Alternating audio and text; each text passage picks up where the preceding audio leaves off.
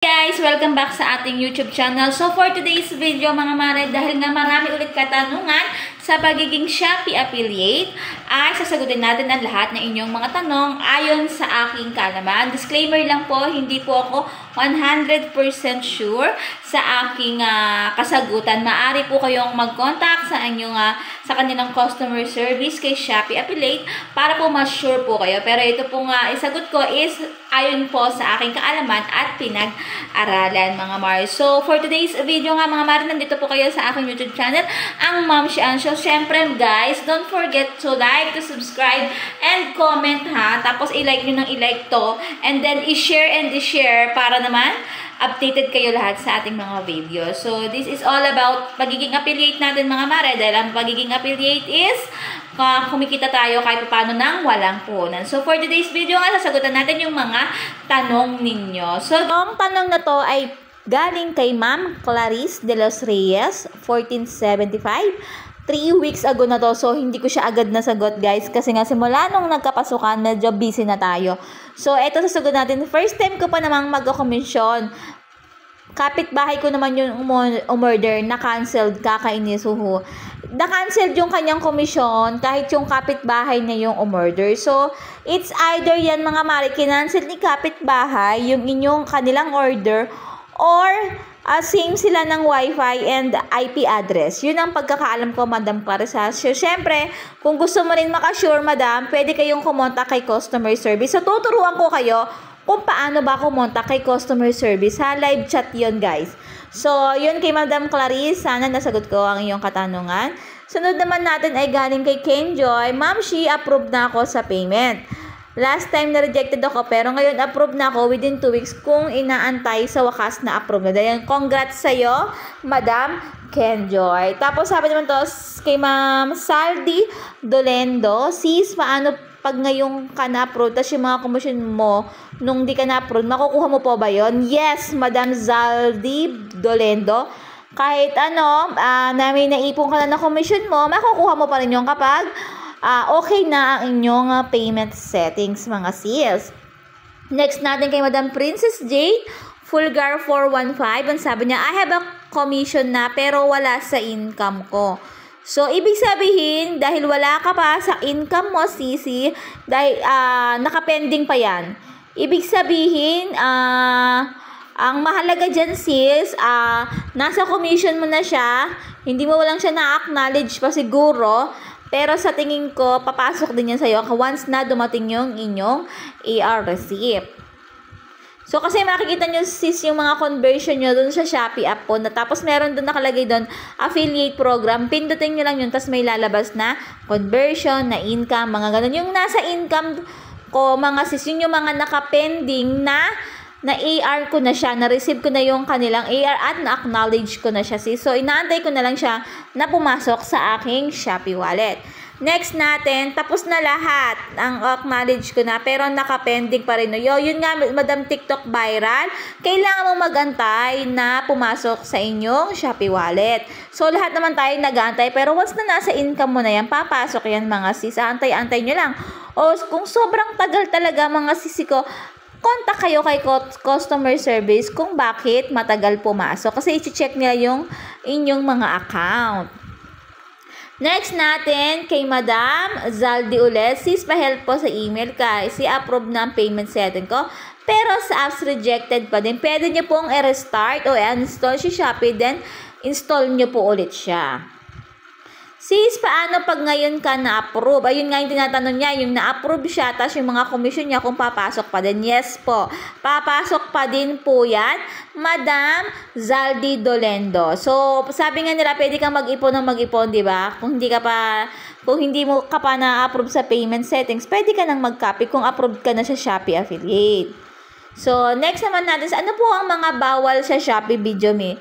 Ang mga bawal is, wala naman. Siguro ang bawal, huwag ka lang manguha ng video na pinaghirapan ng iba. O kaya magpaalam ka dun sa gumawa ng video, guys.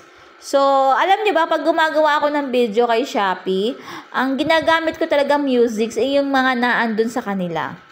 Kasi may times na ayaw nilang nare-reject or parang hindi nila tinatanggap. Pero may times naman na natatanggap nila. Kaya para sure, ang ginagamit ko na lang na music nila ay yung naandun mismo sa app. Yun ang sabi ni Madam Raquel Africa. Next naman natin kay Madam Lenny Padagua. Pending pa rin ako, pang 3 months na ako. Yun nga, Sisi, talagang minsan ang tagal talagang mag-approve. Pero antay-antay lang at ma-approve din tayo. Para naman kay Madam Sara, ilang days po or months makuha po ang first payout kay Shopee. Ako, sis, hindi ko na kasi tanda pero nagantay ako ng halos mga 1 buwan bago ko na-receive yung aking payout. Ba't ang tagal pumasok, sabi ni Madam Ellen Jean Juwang? Mag-1 buwan na, nakapending pa din. Yes po, antay-antay lang po tayo mga sisi. Papasok at papasok pa din po yan. Kung gusto niyo pong malaman kung bakit nakapending, pwede po kayong kumontak kay customer service. Antay-antay na po. Ako nga din, may pending pa din ako. Siguro 700 plus din yun mga sisi. Pero inaantay ko lang din. Kasi last week, naka-receive ako ng payout ko, 700 pesos. Tapos, itong meron pa rin ako nakapending na 2. So, inaantay ko lang din. Next natin, sis, ilang days bago mo makuha o approve ang commission mo sa one payment. Sis, ilang days bago mo makuha o ma-approve ang commission mo sa one payment. Parang hindi ko na-gets. Basta po, yung commission ko sa first time ko is nagantay ako mga 1 month. Medyo matagal din ha. Matagal ako nagantay sa payment settings ko yung approval. Tapos, matagal din ako nagantay dun sa aking first payout. Pero ngayon, kasi 2022 pa ako nag-affiliate. Ngayon, okay na. Talagang pumapasok na sa akin yung mga nakapending. Actually, yung iba medyo matagal, pero inaantay ko na lang din. Para naman kay Madam Pritz, unable to pay because of my payment and tax info. Pero approve naman po yung payment settings ko. Nag-email pa nga sa Gmail na approve na daw. Paano po yun? Unable to pay because of payment tax info. Pero na-approve naman po yung payment settings ko. Nag-email pa nga sa Gmail na approve na daw. Paano po yun? Unable to pay yung inyong unable to pay yung bakit unable to pay? Siguro unable to pay pa dahil parang nakabasa rin ako ng ganun sa app ko unable to pay. Baka may Madam Pritzy, try mong kumontak kay customer service pero i-contact ko din yan tapos i-vlog ko dito kung bakit siya unable to pay. Kasi parang nakakita ko ng ganyan sa aking mga conversion. Galing naman kay Madam Sheila Velasco, hindi naman po sa isang bahay nakatira, magkaiba yung wifi din ang gamit namin, pero cancel pa din. Kahit na-receive, parang nasagot ko na siya, parang same sila ng address. O parang siguro sobrang lapit nilang magkapit bahay, pero same sila ng address, I think. Or same, baka yung CCI, same na address o na IP address. Or kaya hindi ba kinancel ni kapitbahay? Or para mas maganda, lagi ko sinasabi, contact your customer service kasi mas nakakaalam sila.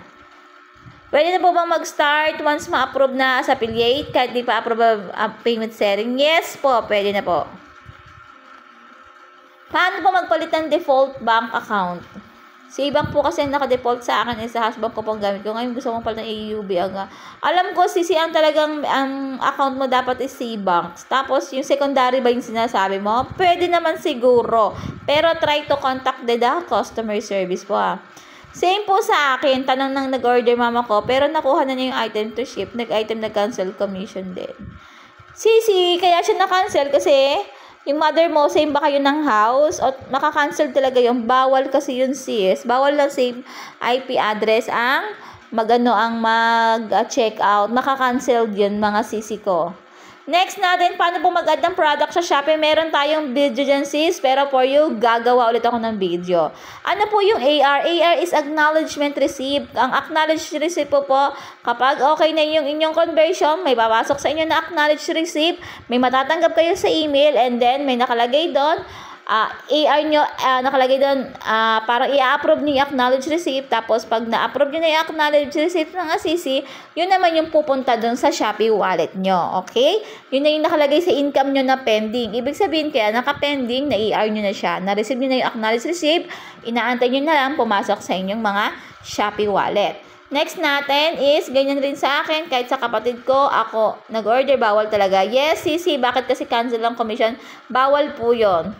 Paano po mag-add ng product sa Shopee? Meron tayong video dyan mga Sisi, pero gagawa ako.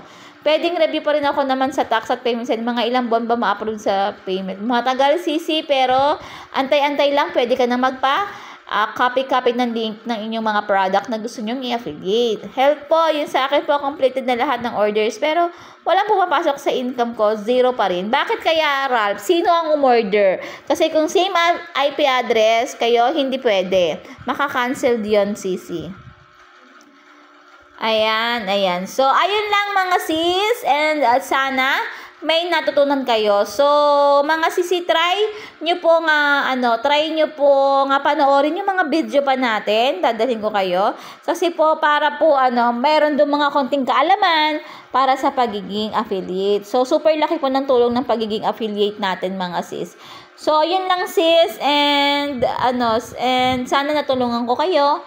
And kung may comment pa kayo at may tanong, pwede kayong mag-comment. So, gagawa ako ng video kung paano maglagay ng product link sa inyong mga social media account. Okay, guys? So, yun lang po, guys. And please don't forget to follow, to like, to subscribe, and share nyo po, ha? Comment, like lang kayo dyan, mga sisi, dahil kapag nakasahod na tayo dito kay YouTube, ay mababahaginan ko kayo. Baka naman, di ba? So, kahit maliit na halaga lang yan. So,